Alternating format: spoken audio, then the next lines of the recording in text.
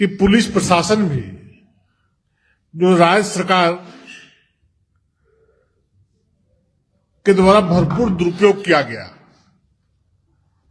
जिसका ताजा उदाहरण है कि अंतिम राउंड तक हम चक्रधरपुर में, चाईबासा में हम जीतते चले गए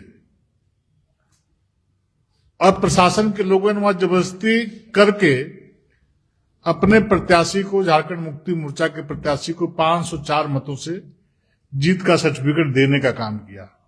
क्योंकि प्रथम राउंड से हमारे प्रत्याशी वहां पर आगे चल रहे थे। उसी प्रकार चक्रधरपुर में भी हमारे प्रत्याशी आगे चल रहे थे।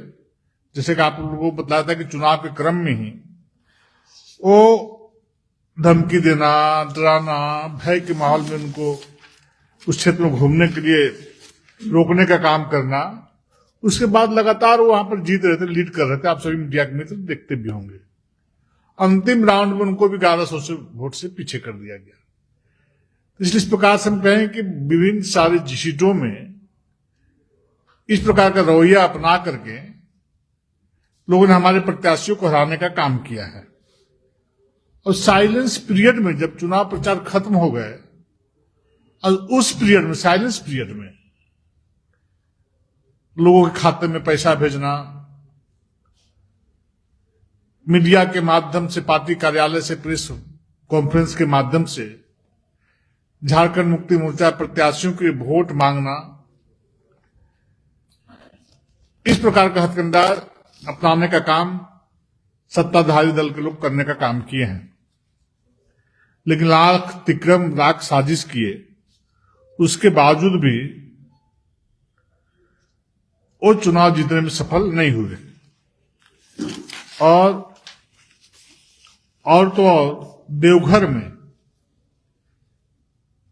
जो सरकार के द्वारा मतदान के बाद जो आंकड़े जारी किए गए थे, वो 94,876 कुल मत पड़े थे। लेकिन जब मत गिनना की प्रक्रिया पूरी हुई तो वहां पर मतों का आंकड़ा दिया गया कि 98,371 मत इस क्षेत्र से पड़े हैं। लगभग 3,495 मतों का अंतर देखने को मिला है। अब चूंकि प्रशासन का दबाव इतना काउंटिंग हॉल के अंदर था कि प्रत्याशी लाख बोलते रह गए कि इतने मतों का अंतर है।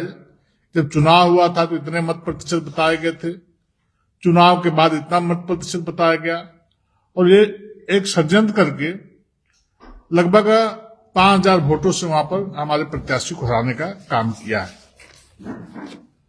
तो इस प्रकार से हर हथकंडा अपनाने काम किया है। हम 3 मेयर पद जीतने का काम किए हैं, 6 नगर पंचायत और 3 नगर परिषद, 12 हम जीतने का काम किए हैं। उसके अलावा हमारे कार्यकर्ता जो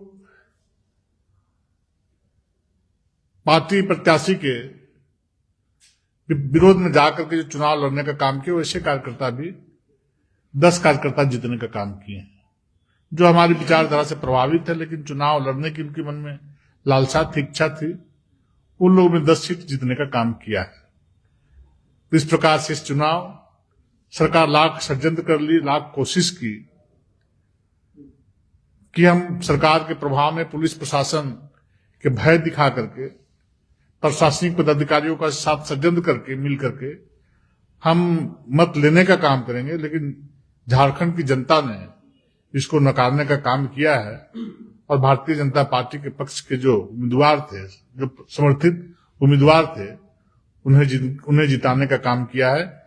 इसके लिए सभी पत्रकार मित्रों को, आम जनों को और सभी लोगों को भारतीय जनता पार्टी झारखंड प्रदेश की ओर से बहुत बहुत बधाई, बहुत बहुत शुभकामना। धन्यवाद। पार्टी के खिलाफ जाकर लड़ने वाले जो जीते हैं, बीजेपी उनको माफ कर देगी, भूल जाएगी कि जीत गए, बाकी के लोग हैं आपके साथ। देखिए, ये तो अनुशासन समिति का रिपोर्ट आएगा, हम लोग देखेंगे, उसके बाद आगे कार्रवाई की जाएगी।